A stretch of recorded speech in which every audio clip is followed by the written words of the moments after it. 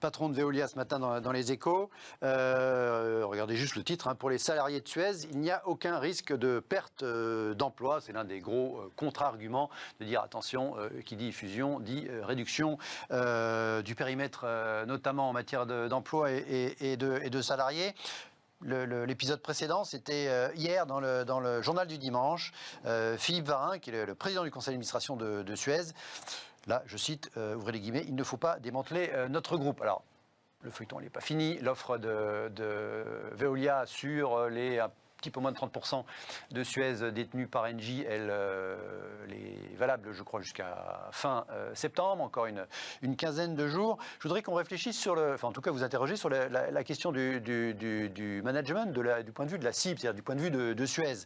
Dans l'interview d'Antoine Frérot dans Les Échos, on lui pose la question de Bertrand Camus, qui aujourd'hui est le directeur général exécutif de Suez, qui s'est donc prononcé défavorablement par rapport à cette opération, et lui dit la porte du COMEX, sous-entendu du futur nouveau groupe, lui est grande ouverte. Alors déjà, on pourrait imaginer dans les deux sens la porte, hein. C'est un peu violent. Le gars, mettons-nous à sa place, il est patron de Suez, et il se dit que peut-être il aura une place dans le COMEX du futur groupe Veolia Suez. On imagine que c'est à peu près pareil pour peut-être, je ne sais pas, les 100 ou les 204 dirigeants de Suez aujourd'hui. Comment une opération comme ça, même si elle se dit amicale, qui est en tout cas hostile, en tout cas non sollicitée, peut-elle aboutir? Et est-ce que le management de Suez, est-ce qu'il peut faire autre chose que juste s'y opposer au nom de son propre intérêt? Votre sentiment, spécialiste de la gouvernance, vous nous disiez, Nicolas Doucerin. D'abord, moi, mon sentiment, c'est que quand on souhaite mener une telle opération, il faut mettre les égos de chacun de côté, il faut mettre le COMEX de côté, et il faut s'intéresser aux clients que nous sommes. Les clients, ce sont nous, voilà, au niveau national, au niveau international. Un projet industriel tel que le rapprochement de ces deux groupes-là, c'est est-ce que ça crée de la valeur pour le client? Est-ce qu'on y a un intérêt? Qu'est-ce qu'on va créer comme valeur en France, en Europe et à l'international? Quelle synergie on va pouvoir produire? Et quel est l'intérêt de créer un gros mastodonte? Il est là la vraie question. Alors par ailleurs, c'est leur discours à Veolia, hein. Moi, j'ai zoomé un peu sur cet aspect, mais ça ne veut pas dire qu'ils n'en parlent pas. Hein. Quand Antoine Frérot annonce dans la presse qu'il n'y aura pas de licenciement, moi je lui retourne juste la question suivante. Jusqu'à quand? 2021, 2022, 2030, vous voulez qu'on fasse le pari, qu'on prenne les effectifs aujourd'hui des deux groupes et que nous regardions dans 5 ans, dans 10 ans? La réponse est non, c'est une évidence. Il y aura des départs à la retraite, il y aura des fermetures, il y aura des cessions partielles, comme on a connu. Non mais ça pourrait y avoir même sans offre, hein, même sans rapprochement. Non mais même sans offre, ce que je veux dire par là, on a deux gros mastodontes en France qui dominent très largement le marché. Je ne vois pas, moi, personnellement... Alors en France, ils ne fusionneront pas, hein, puisque la partie France de Suez mais on sait bien qu'il y a forcément des synergies énormes. Donc avant de parler des têtes de pont, excusez-moi, des DG, des présidents, derrière, il y a quand même des dizaines et des dizaines de milliers de salariés. Il y a un enjeu majeur. Et encore une fois, remettons le client au cœur du dispositif. La stratégie, elle est essentielle avant de parler des égos de personnes. Moi, c'est toujours ce qui me frappe, c'est que c'est une petite guerre. Bon, la porte du COMEX est ouverte, oui, très bien. Non, mais là, c'est moi qui... Oui, non, mais c'est dans... J'ai lu l'article, Guillaume. Je l'ai lu. Bon, dans l'interview, il parle de beaucoup de choses. Là, oui. Faut pas accuser M. Frérot de... C'est moi qui fais le... Je m'interroge sur le fait, effectivement, comment ils vont pas... Alors, c'est pas les bourgeois de Calais, quoi. Ils vont pas donner les clés. Il va proposer peut-être à M. Camus d'être directeur des ressources humaines au COMEX. Je ne sais pas, compte tenu de l'enjeu. Demandez votre sentiment sur cette bataille, Yvan. Mais non, mais c'est vrai que je comprends ce que vous dites. Hein. Il y a des enjeux énormes. En même temps, là, on est dans les égos. Et en même temps, c'est ça qui peut, évidemment, bloquer ça peut être un élément bloquant. Ou réussir sur le plan industriel. Voilà. C'est vrai que la tête de pont est importante. Non, mais les 80 000 salariés, on ne demande pas individuellement leur avis à chacun. Ils ne sont pas actionnaires, ils n'ont pas la main. Mais effectivement, les dirigeants qui craignent pour leur place, eux, ils ne vont pas se laisser faire comme ça. Donc, je pense que c'est juste ça. Ça peut bloquer toute l'opération. D'où la volonté de rassurer, etc., qui est nécessaire. Autrement, rien ne pourra se faire. Est-ce qu'il y a des exemples de fusions réussies? Oui, il y en a. De fusions qui n'ont pas réussi? Oui, il y en a plein, etc. Mais effectivement, de fusions inamicales où la cible, les managements s'en est bien sortis. Enfin, c'est peut-être une question un peu plus... en général, c'est toujours plus compliqué. Vous parliez de mutualisme tout à l'heure. C'est vrai que, alors on en parle moins parce que c'est plus petit, mais dans les mutuelles, il y a un tas de rapprochements annoncés, qui ne se font pas. Mais il y en a plein encore récemment, avec G2R, même assez gros, enfin, par rapport aux français à l'assurance, pour des histoires juste de personnes, alors qu'il y a une logique industrielle, etc. Parce que ces gens-là ne savent pas, on est dans un autre monde, hein, qui est peut-être moins rationnel, enfin, plus d'affect, je ne sais pas, voilà. Et ça arrive très très fréquemment. C'est pour ça que c'est quand même essentiel sur des projets qui sont même des projets qui étaient annoncés, qui étaient conçus, qui étaient évalués, qui étaient lancés. Hein. Oui, mais alors Nicolas, vous dites c'est dommage. Moi, j'ai plutôt tendance à penser que c'est normal que ça se joue sur les égos des personnes, non, Stéphane? Alors d'abord, il y a un troisième larron dans votre équation dont je ne vais pas parler, c'est Engie. Hein. Oui, le vendeur de 30%. Ça change tout, hein, parce qu'il y a peut-être des choses que M. Frérot et M. Camus savent que nous ne savons pas. C'est pourquoi Engie veut récupérer son cash. Parce qu'en fait, c'est ça. Est-ce que Engie a besoin de cash? Qui sans doute pour recentrer sa propre stratégie sur l'énergie. Bah oui, parce qu'en fait, à l'époque, on leur avait demandé de garder des positions dans Suez, dans tout le Maelstrom, GDF, etc. Parce que je vous rappelle, ça avait déjà, et je reviens à ma petite aparté sur Jean-Marie Messier, c'était cette époque-là. Et donc, d'abord, il y a ce troisième larron. Je crois que ce ne soit pas qu'une question d'ego. Hein. Il y a derrière une vraie guéguerre que se fait Veolia avec Suez depuis 30 ans. Bon, bah là, clairement, il y en a un qui a gagné. Donc, finalement, quand il y en a un qui gagne, le risque, c'est qu'il dépaisse sa victime, en fait, grosso modo. Et le gros problème de Suez, c'est que peut-être le management n'a pas été à la hauteur. Donc là, moi, je sais que c'est toujours difficile de se prononcer là-dessus. Le DG actuel, il vient d'arriver, et le président aussi. Hein, d'accord, mais voilà, maintenant, ils nous sortent de leur petite pochette le plan stratégique qu'ils n'ont pas eu le temps de mettre en place, qui passe donc, je vous rappelle, par des cessions. Donc, que vont devenir les employés de ces cessions? C'est que finalement, c'est pas, je ne défends pas, j'ai aucun intérêt là-dedans. Hein, mais je ne pense pas que ce soit Suez de toute façon. Voilà, Veolia n'est pas le grand méchant loup. Hein, je veux dire, il arrive. Là, on nous dit, maintenant, peut-être que le top management de Suez va trouver d'autres acquéreurs potentiels en capital risque, etc. Mais quand vous voyez qui c'est, ça va pas rigoler non plus. C'est-à-dire que s'il n'y a pas de résultat du plan stratégique sous 24 mois, là aussi, ça va trancher. Donc c'est toujours très délicat. Si c'est juste, et là, alors là pour le coup, c'est le chef de petite entreprise qui parle. Alors là, si c'est juste une question d'ego qui fait échouer un projet industriel, s'il est bien fait, et il y aura sans doute peut-être quelques victimes en départ à la retraite, etc., qui seraient le moindre mal. Si ce ne sont que des départs à la retraite, Nicolas, c'est pas grave. Oui. Non, mais c'est ça. C'est pas des renouvellements. Voilà, ce qui m'embête, c'est les doublons, parce qu'on sait qu'ils se ressemblent beaucoup. En revanche, en termes de marché, de complémentarité, de concessions villes, machin, y compris dans le monde. Il y a plein de complémentarités. Je pense qu'il y a une vraie réussite. Il faudrait qu'ils arrêtent de se faire concurrence pour rien. Parce que moi, j'ai vu des fois les appels d'offres Suez-Veolia sur des villes européennes, des villes américaines. Ça n'avait pas de sens. Enfin, on va avoir un problème de position dominante sur le marché national sur le sujet. Hein. Ça, après, on va voir avec l'Europe. Un point quand même qu'on peut souligner, je viens de trouver un groupe industriel qui a réussi ses fusions et qui a permis de mixer le management. Et c'est le groupe Total, avec Thierry Desmarais à l'époque. Fusion avec elle, avec un management qui a été parfaitement équilibré. Et je crois qu'on peut dire que le groupe Total, c'est une très belle réussite industrielle. Alors française. Ils avaient répété, entre guillemets, parce qu'ils avaient auparavant intégré FINA. Hein, ils avaient intégré FINA, c'est une triple acquisition. Déjà l'habitude, donc il y a des on en cherchait un, on l'a trouvé, Guillaume. Voilà, le groupe Total. D'accord. Avec donc des deux managements initiés par Thierry Desmarais à l'époque, grand patron de Total. Qui était resté, d'accord. Donc, vous avez un sentiment d'échéance. Oui. Bon, elle va se faire cette opération. Moi, je pense que ce serait une bonne chose qu'elle se fasse. C'est vrai qu'après, d'ailleurs, on va rentrer dans l'aspect politique aussi. Hein, parce qu'il va y avoir alors justement, on a beaucoup reproché, on reproche pas mal au Premier ministre et au ministre de l'économie de s'être un peu mêlé de cette affaire en disant du bien alors qu'ils n'avaient pas écouté le point de vue de Suez. Ils ont fait une erreur. Jean Castex et Bruno Le Maire en la matière, selon vous, ils en baissent. Je me mets un peu à leur place. C'est-à-dire que s'ils ne font rien, ne disent rien... Eux, ils sont actionnaires, l'État français actionnaire d'Engie. Hein, donc ils ont leur mot à dire de toute façon indirecte. On va leur dire, qu'est-ce que vous faites, à quoi sert l'État, où est votre stratégie. Surtout en ce moment. Où vous servez. Et s'ils interviennent, on leur dit mais de quoi vous mêlez-vous? Donc c'est quand même un peu compliqué. C'est normal que en tant qu'actionnaire d'Engie, ils donnent leur position mais après, effectivement, ils peuvent se planter. Je pense qu'effectivement, l'État n'est pas le meilleur stratège pour des histoires simplement de peut-être parfois d'information. C'est-à-dire que le haut fonctionnaire qui a l'agence des participations de l'État suit ça, il n'est pas... Voilà, il est ce qu'il est, quoi. Il est pas... Mais parce qu'on en reparlait tout à l'heure. On a encore un État, là, au demeurant, qui a une vision court-termiste sur ces sujets-là, qui veut se mêler de tout sur tous les sujets et intervenir sur tout. Je crois que l'État, ils ont beaucoup mieux à faire dans la gestion du pays aujourd'hui et gérer l'entreprise France. Je pense que c'est déjà un gros mastodon qui est déjà très compliqué à gérer. Que de gérer Veolia, c'est ce que vous voulez Que dire.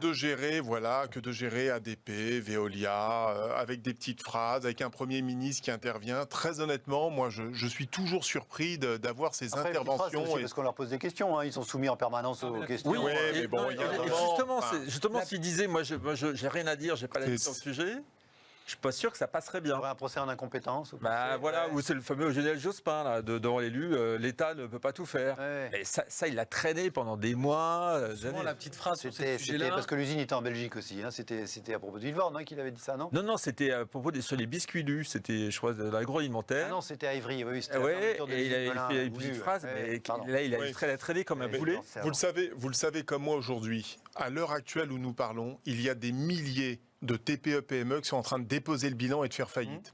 On parle toujours des entreprises.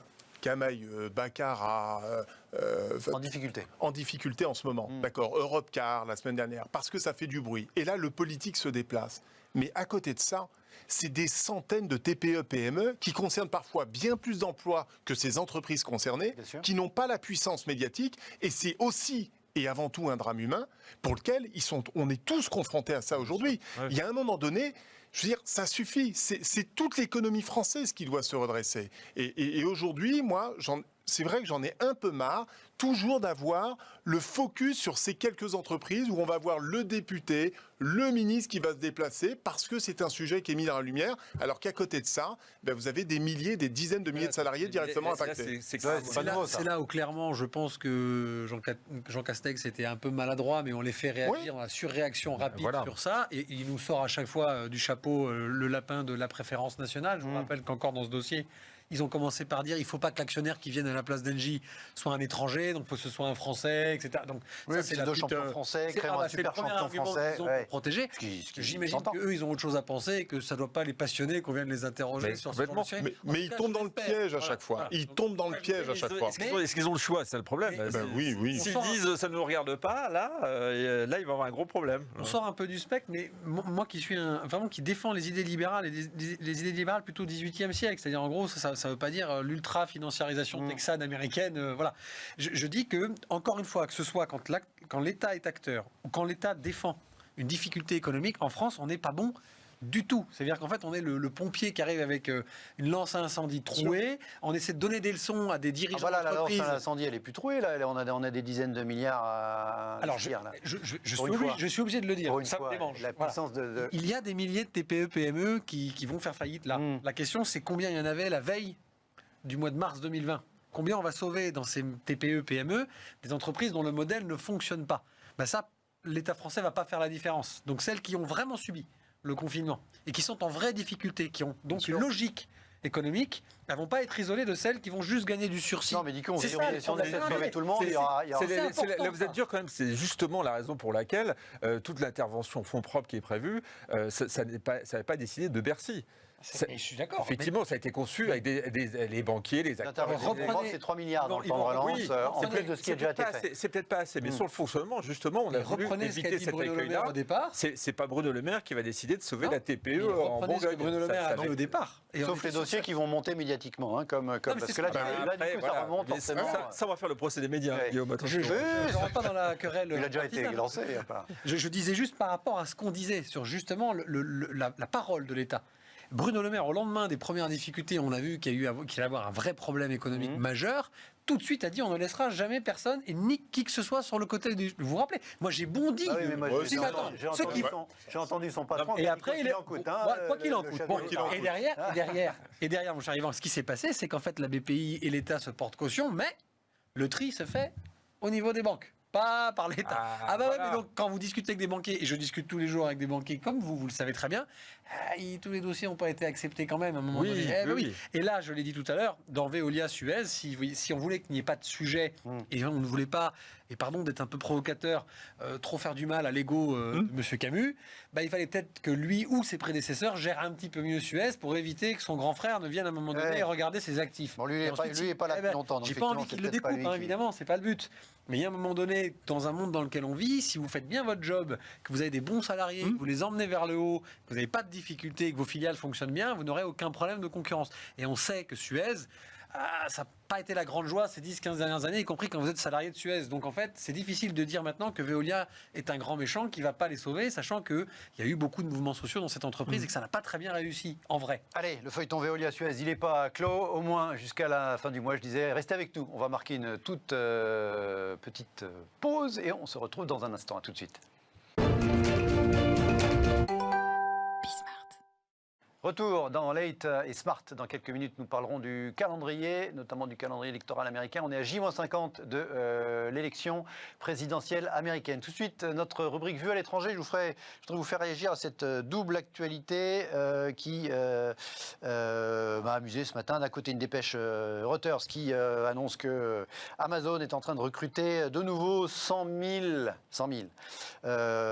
employés supplémentaires. C'est la 4e fois qu'il annonce une vague de plusieurs dizaines de milliers d'embauches cette année, rien qu'aux États-Unis, pour suivre la demande du e-commerce qui est absolument colossale aux États-Unis, qui a été, vous le savez, évidemment renforcée durant la pandémie. Et puis, ce même jour, enfin en fait c'était hier, on a appris que le Festival du film de Venise avait décerné son Lion d'Or, donc la Mostra de Venise, son Lion d'Or à un film qui s'appelle Nomadland. Et moi je fais le lien parce que Nomadland, c'est un film qui est tiré d'un livre sur les van wheelers, c'est-à-dire ces travailleurs itinérants américains qui habitent dans leur camping-car et qui sont à la limite, qui sont des salariés pauvres et qui vont de petit job en petit job, notamment chez Amazon. Et vous savez qu'Amazon, son modèle social est souvent assez critiqué. Alors j'ai voulu faire ce parallèle entre d'un côté 100 000 embauches, de l'autre côté cette espèce de prolétariat itinérant en Amérique qui s'est créé là,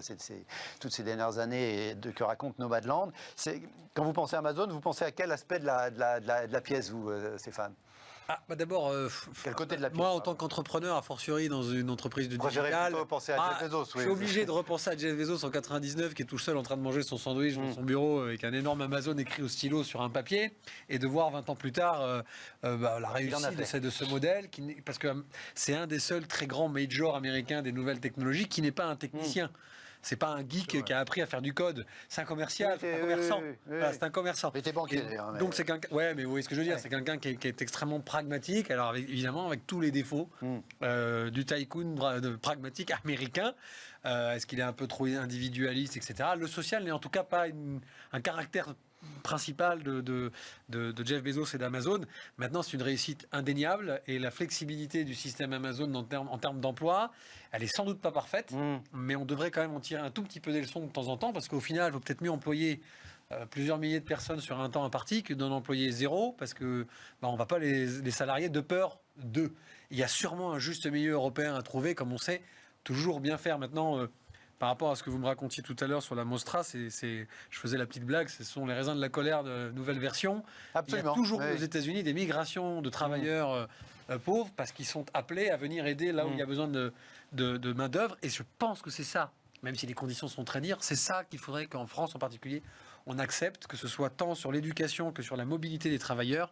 Il faudrait à un moment donné qu'on soit mieux armé pour faire évoluer les salariés français vers d'autres jobs quand le leur se détruit. Et est-ce que Amazon a raison de le faire comme ça? Je ne sais pas. Mais Walmart, vous connaissez Walmart, donc la première marque de distribution ancien modèle, a, pendant qu'Amazon recrute 100 000 personnes, recruté 400 000 personnes sur le territoire américain, y compris dans le e-commerce, etc., etc. Donc l'économie américaine reste quand même parfois extrêmement résiliente et moi je trouve ça quand même rassurant. En tout cas, ça peut rebondir vite. Ça vous inspire quoi ce parallèle que j'ai fait là, entre les deux faces de je vous comprends très bien. Effectivement, il y a le sujet Amazon, on le connaît. Après, c'est toute la gig économie, c'est-à-dire c'est l'économie du travail journalier. La flexibilité, quoi. Oui, voilà. Est-ce qu'il faut encore des contrats de travail? Est-ce que ça peut aller très très loin? C'est une remise en cause. Effectivement, on pourrait payer les gens à la tâche, au transport. Voilà, c'est toute une histoire. Alors, il y a beaucoup de salariés à plein temps chez Amazon, et puis il y a aussi beaucoup de personnes qui sont collées à la tâche, enfin, en La tout cas saisonnalité, à la journée. Oui, oui. Alors après, ça pose des problèmes parce que il faut un problème de qualité aussi. Hein. Il y a une vidéo qui a fait le buzz récemment, les types d'Amazon qui ouvraient les colis, qui étaient filmés, voilà. Donc, quand on paye des gens, rien du tout, on n'a pas forcément le service. Ils ouvraient les colis, pourquoi? Pour servir? Oui, pour servir, voilà, pour regarder ce qu'il y a dedans au cas où, voilà.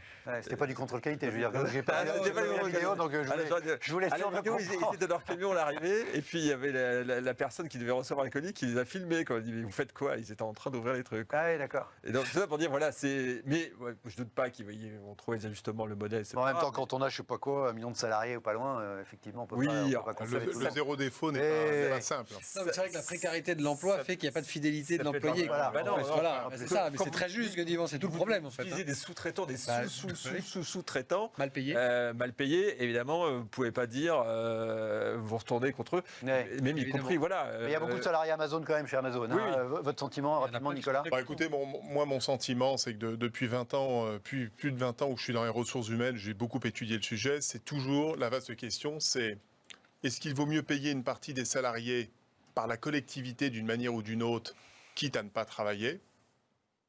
La France a fait ce choix-là. Ou est-ce qu'il vaut mieux avoir de la précarité, d'accord, avec des petits boulots, des CDD, etc. Pour avoir, moi, personnellement rencontré, analysé et fait ces démarches depuis 20 ans, je préfère celui du travail et des petits boulots.